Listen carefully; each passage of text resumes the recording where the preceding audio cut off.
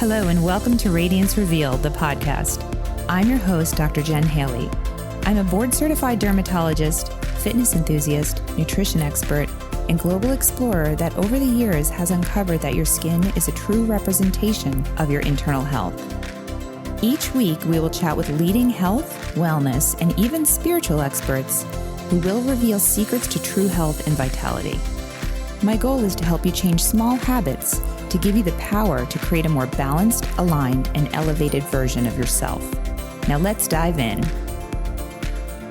Hi, everyone. Welcome back to this week's episode of the Radiance Revealed podcast.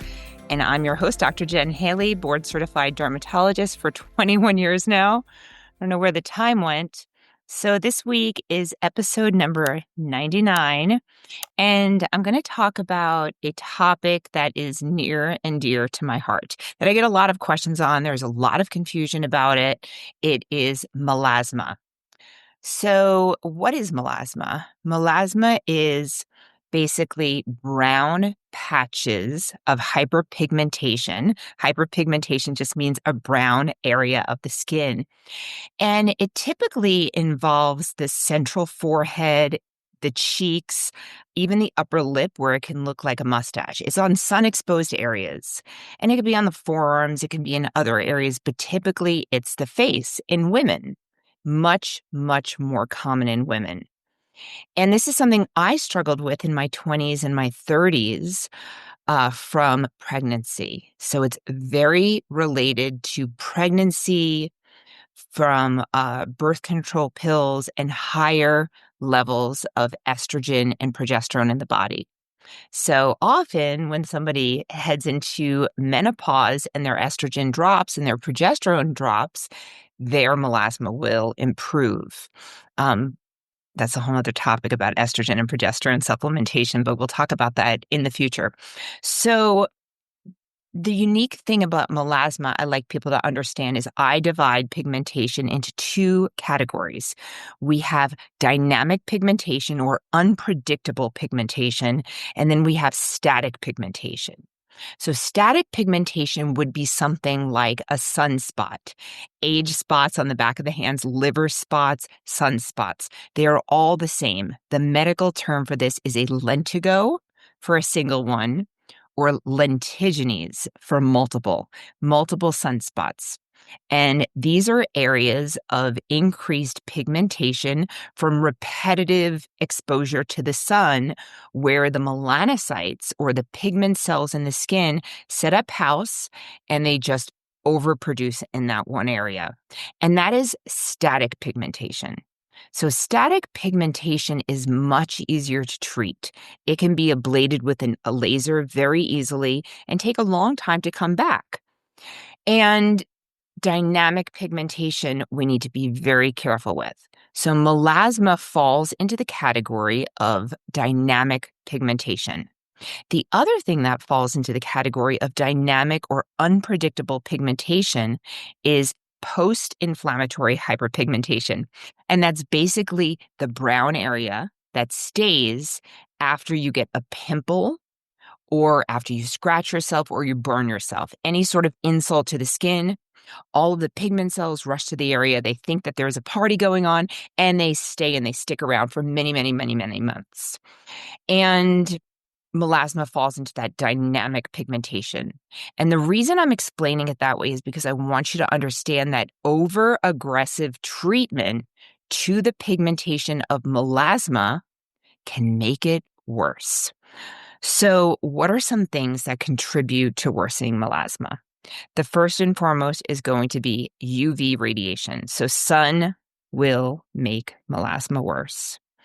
And this is just true. This is a fact. The second thing that's often overlooked is that heat can make melasma worse. So heat from sauna, heat from hot yoga, heat from fireplace, or cooking over boiling water. Doesn't mean you don't have to cook. Although you could tell your husband you can't cook. But no, it's constant heat. So I get a lot of questions about red light therapy. We do know that some visible light can make melasma worse, particularly blue lights. So blue light coming off the screen of the computer, coming off the screen of your phone can certainly make melasma worse. And some of the treatments I'm going to talk about, you need to address that. Red light doesn't necessarily make melasma worse, and green light neither. What can make melasma worse if you're using one of those LED face masks that's producing heat? So the problem is these red light masks are not regulated. So the red light without heat is probably going to be fine and will not make your melasma worse. The red light with heat, maybe if there's some infrared light going on, that could make your melasma worse. So just remember, heat, UV radiation can make melasma worse. As I mentioned, the hormones during pregnancy or birth control. And unfortunately, what happens is after you deliver your baby or after you stop birth control pills, you may still have persistent melasma for a really, really long time, but it's treatable. This is coming from someone who walked around with patches of melasma. I was living in Hawaii, San Diego, places that were really hard to avoid sun exposure. And I find that even though it's a very challenging condition to treat, you can reprogram the melanocytes to stop being so sensitive, to kind of calm down and not be so reactive if you have deliberate behaviors.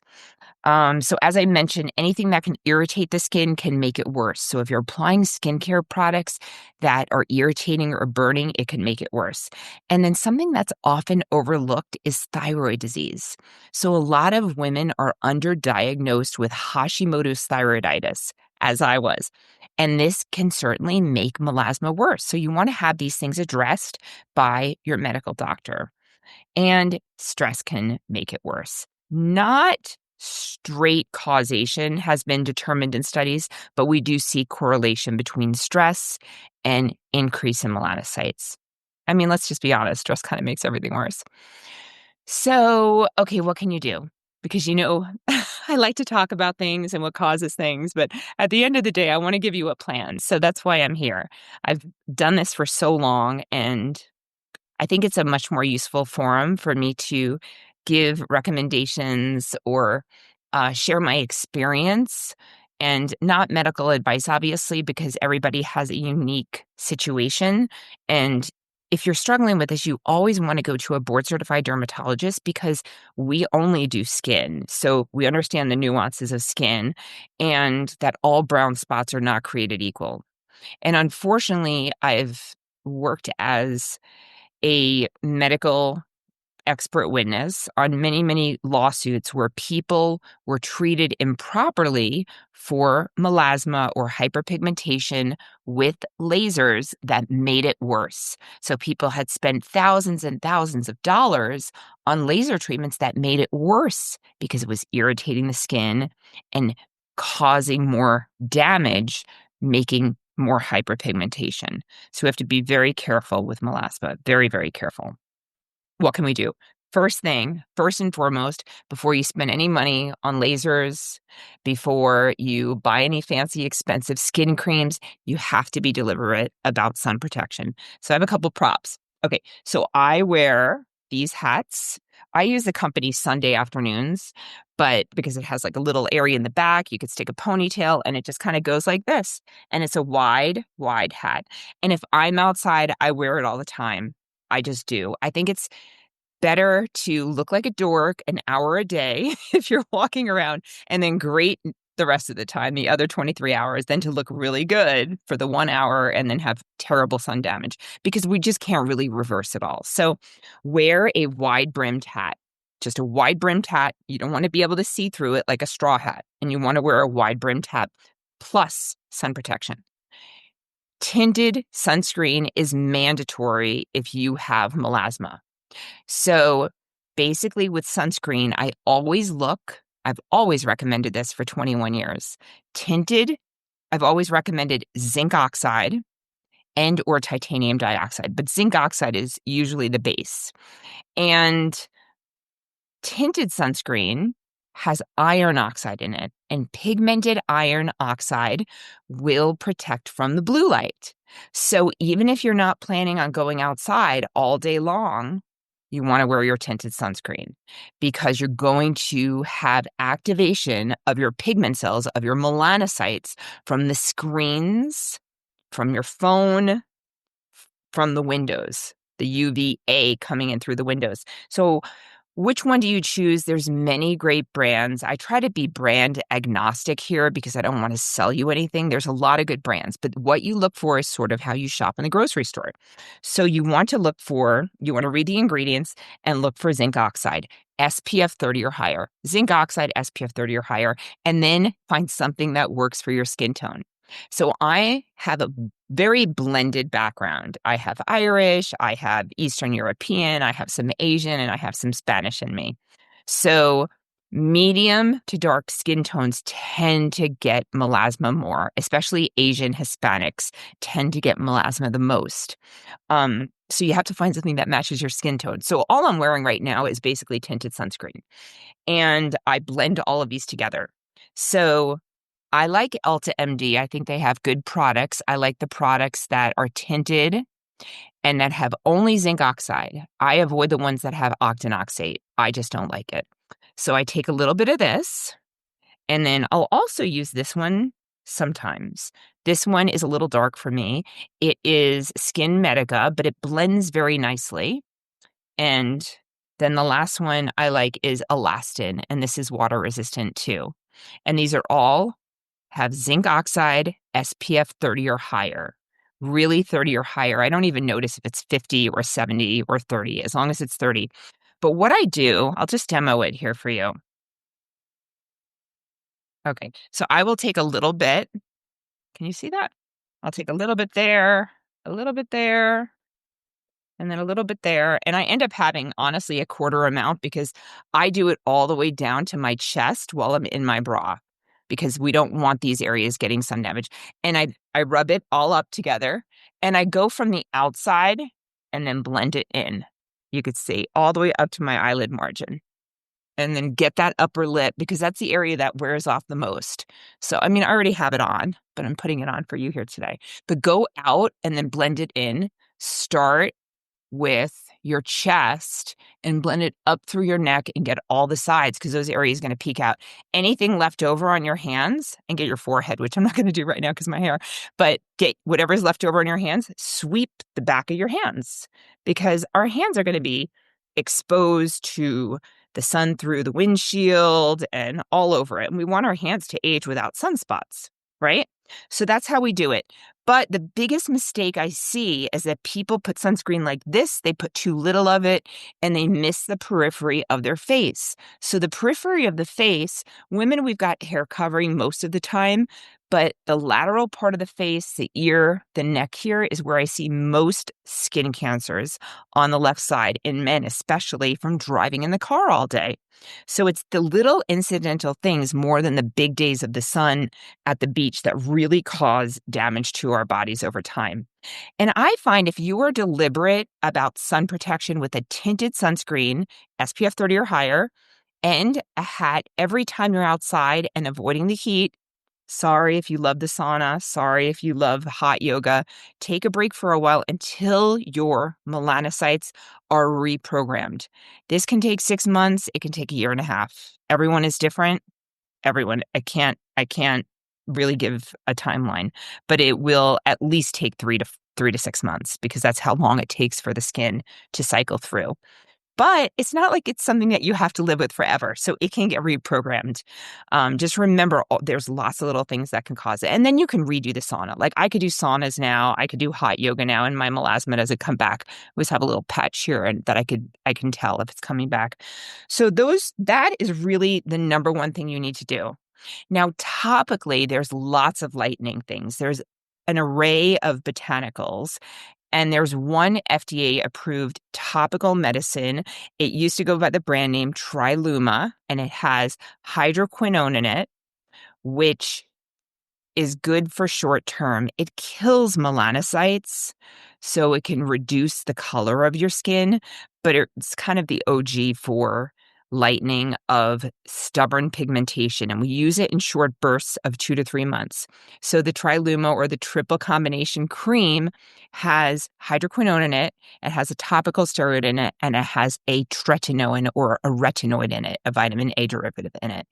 And it's mixed together in a certain formulation that has been well studied. And I don't have people spot treat. I have them apply a pea-sized amount like we would with retinol or a tretinoin, and just say they have a patch of melasma on the cheek here and the forehead, and even the upper lip. We will take that one little pea and dot, dot, dot, dot, and then blend it outwards. Because if you only spot treat all the areas of pigmentation, you end up getting a little bit of a halo around it. So we want to blend. We just want to blend everything. We're not really big into spot treating anything. We just blend, but less is more. And that is a prescription that you can get from your doctor.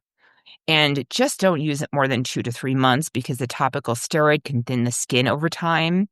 And the hydroquinone can cause something called cutaneous ochronosis, where your skin actually gets darker. It's a different type of pigmentation. It's a pigment deposition in the skin, and it's much harder to get rid of. So we often will use that to kind of like hard reset the melanocytes and then go to something gentler, either in the office with light chemical peels like glycolic acid or salicylic acid, something light, nothing too strong because inflammation will make it worse, right? Or switch over to a botanical, things that have azelaic acid in it, kojic acid, arbutin, cysteamine, company name Sente, Sente. They have a product that has cysteamine in it, which I like. I definitely noticed a difference with that. Niacinamide we know is calming. That's a wonderful staple, below 5% in skincare. And then Eucerin came out with a number of products this year that are quite impressive that have thiamidol in them, Thiamadol. And the research on that shows really promising results in the models, that the human models that they used. And then there's also tranexamic acid, or TXA. And honestly, I find that it works way better orally than it does topically, in my opinion. Sometimes people will do it in combination with microneedling in the office. Don't do that at home. And then it's also in some at-home serums for lightening. I just haven't been as impressed. Orally, it tends to work really well. And you have to get cleared by your doctor because it is not FDA approved for melasma. We use it off label. It's actually I think it's FDA approved. It's used in the GYN community to help with women who are having a lot of bleeding during their periods, that the bleeding won't stop. And we find really nice results with melasma. Not to be on it forever, but under the doctor's supervision for short periods of time. I just find the oral works a lot better than the topical. And I don't like it if someone's on oral contraceptives because it just increases the clotting risk potentially. So just something to keep in mind. And then the other thing that I'm a big fan of, because I love botanicals and I think all of the secrets that we need in this world come from nature, is Polypodium leucotomus. So Polypodium leucotomus is in a number of supplements nowadays. And I personally take it every single day. I've seen a huge difference in my skin and in my patients with melasma using this on a regular basis. I don't see any interactions or side effects from it. And it helps protect your skin from the sun, and it also seems to help with melasma, which has been shown in studies. And you can get it by the name of HelioCare at your drugstore. I personally really like the form in Soulcare MD, SOLCARE MD, because that has other botanicals in it, like niacinamide and astaxanthin, which I love. And it's made by fellow dermatologist Dr. Katie Varman. And there's another formulation, Inner Glow Vitamins, and that is made by another dermatology friend, Dr. Noreen Galaria. You may be able to use the code DrJen, DRJEN, for discounts. I do not get any kickback. They sometimes will send me free product, but I don't get any money from that.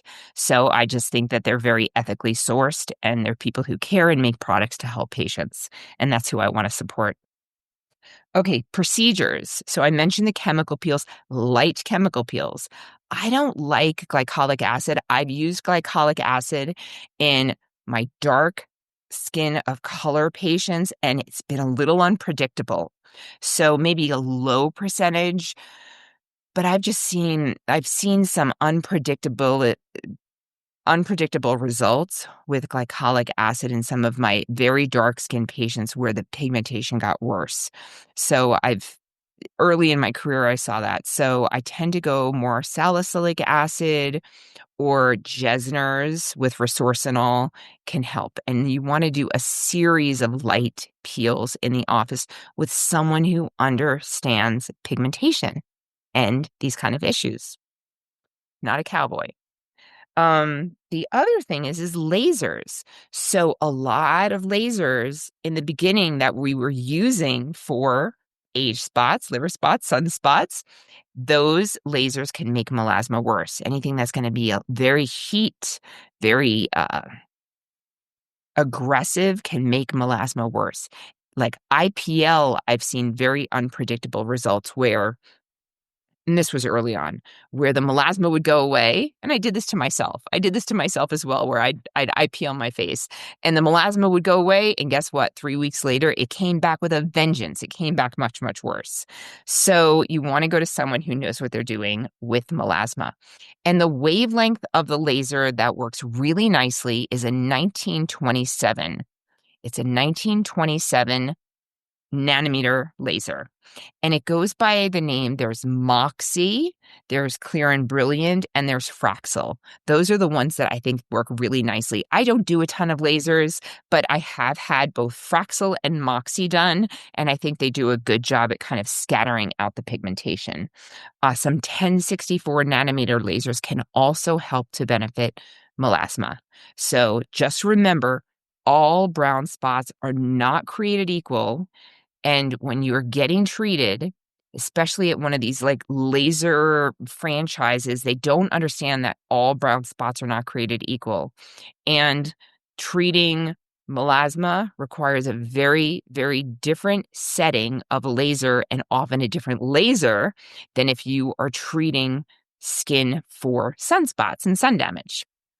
Okay, so there is something called, the last thing I'm going to talk about is diet, because everything deposited in our body, every cell in our body that is formed and built from the building blocks come from food. Everything we can build comes from food. So what we consume creates the energy and the signals to create things. So our skin is always going to be a reflection of what we're eating, always. And it doesn't mean if you have bad skin that shame on you, but it does mean that you can modify some of the things you're doing in your lifestyle to improve your skin. And if you eat healthier, you will have nicer skin. But there's a lot of components. It's not anything I want anyone to think I'm saying shame on you.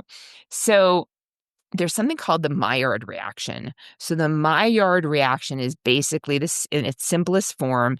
It's when food browns. So think about a piece of toast. You put it in the toaster and it turns brown. It turns from white to brown. Well, this also can happen in our skin. And glycation is the best example of that.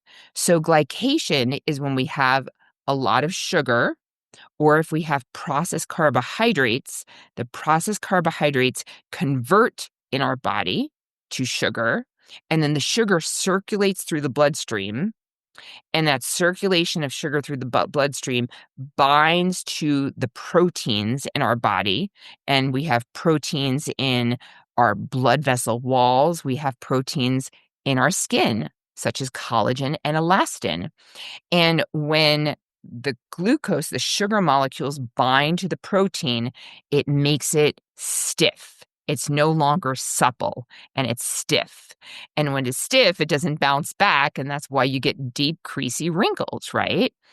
But I have a theory. There's not science behind this. I have a theory that if someone's having a lot of processed carbohydrates, a lot of fast food or quick food or anything in a package, that I see more pigmentation on their skin. And I think there's a little bit of the Maillard reaction going on because we're talking about carbohydrates, which are not the enemy. Vegetables are carbohydrates. That's not going to be harmful. Whole grains are not harmful, but like potato chips or something, if you have them in a large amount, that can potentially cause AGEs in the skin.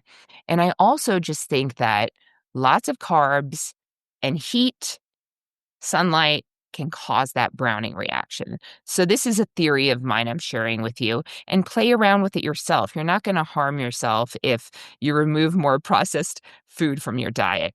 And just remember to drink a lot of filtered water.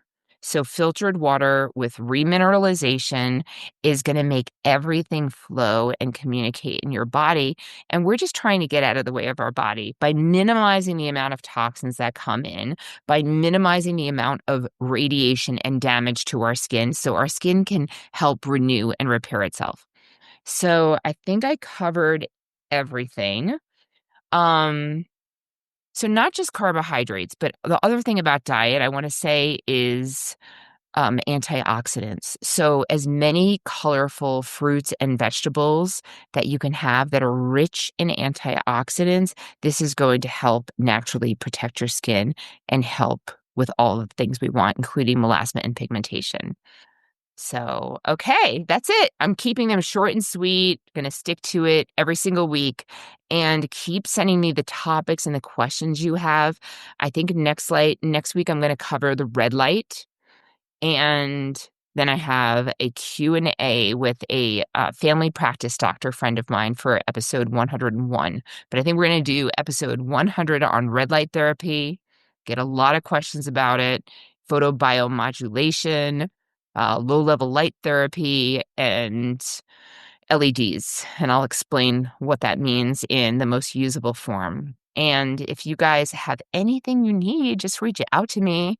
I do this for fun. I do this for you, and I'm here for you. And if you like it, please share it, and please leave a review. Okay, thanks. Bye, everyone.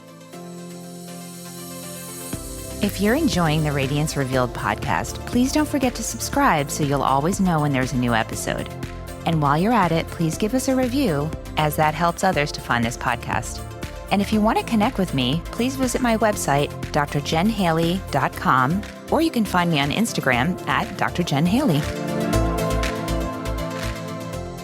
Hello, everyone. Just a friendly reminder that this podcast is for educational and informational purposes only. The statements and views expressed on this podcast are not medical advice. Opinions of guests are their own, and this podcast does not endorse or accept responsibility made for statements made by guests. Neither this podcast nor any of the information contained within it are a substitute for care by a qualified medical professional. This podcast is provided with the understanding that it does not constitute medical or professional advice or services. If you are looking for help in your journey, please seek out a qualified medical practitioner.